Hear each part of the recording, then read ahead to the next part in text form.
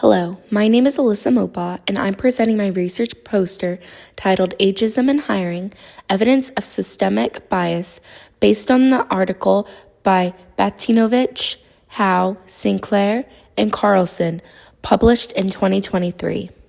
Today I'm going to walk you through the background of the study, the methods the researchers used, the key findings, and why this research matters in terms of discrimination and justice. I'll also explain how these results connect to the themes from Just Mercy and from the findings from our class projects. When looking over at the background section, you will realize why this research was very much needed, because age discrimination in hiring is very common, but also hidden. Many people think hiring is based on merit, but older workers, especially those over 50, constantly receive fewer callbacks even when they're equally qualified.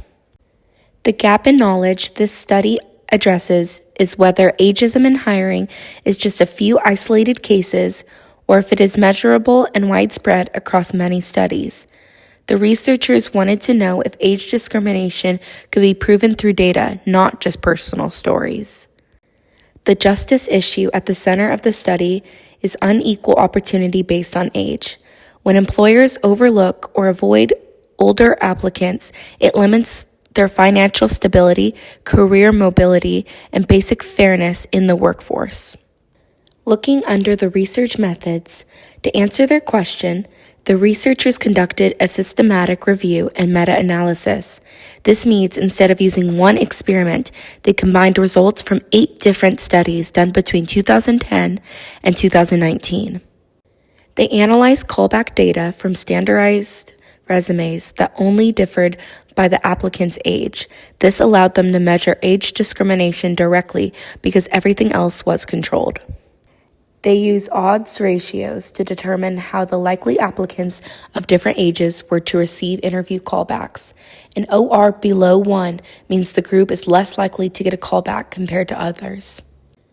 These methods were appropriate because they allowed the researchers to compare large amounts of data, eliminate bias, and measure patterns across many different hiring settings. When looking over at the key findings, you will find that the main discoveries of this research show that the older applicants face significant and constant bias in hiring. First, discrimination increased steadily with age. The older the applicant was, the fewer callbacks they received, even though their qualifications stayed the same. Second, the odds ratio across studies were all below 1 for older applicants. This confirms that they were statistically less likely to be contacted for interviews. When looking at the bar chart below, you will see that this bar graph shows callback rates by age group. Applicants 18 to 35 had the highest callback rate. It dropped for applicants 36 to 49, and there was a major decline for applicants 50 and older. Looking over at the timeline, you can see that this timeline shows how research throughout the decades repeatedly found signs of ageism, increased discrimination with age, and growing recognition of the issue. And when looking at the statistic graphic, this visual highlights one of the most important findings. The older applicants over 50 receive about 30% fewer callbacks than younger candidates. These results clearly show that the bias is not random, it's measurable. Why does this matter? These findings matter because they reveal real systemic discrimination in hiring. Millions of older adults rely on fair hiring processes to maintain financial stability, support their families, and stay in the workforce longer as retirement ages increases. This research proves that ageism is not based on ability, it's based on bias. That makes it a justice issue. The study also shows how discrimination can exist within systems that appear to be fair. Employers may not openly admit bias, but their callback patterns still disadvantage older applicants. Overall, these findings help us understand how structural inequality works beyond just race or gender. Age is another axis where discrimination shows up quietly. Now, how does this connect? This research connects to Just Mercy because Brian Stevenson talks about how injustice often hides inside systems that are supposed to be neutral, like the courts. Ageism works the same way in hiring. On the surface, hiring looks objective, but bias still influences outcomes. Both Just Mercy and this study shows that discrimination isn't always loud or obvious.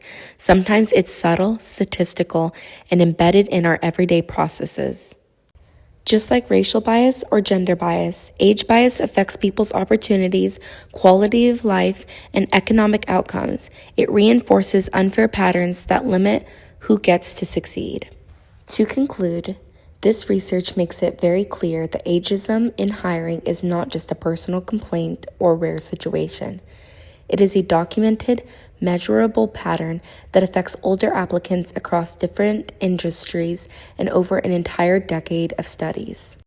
The researchers showed that even when the resumes were standardized and qualifications were identical, older applicants constantly received fewer callbacks. These findings matter because they challenge the idea that hiring is always fair or merit-based.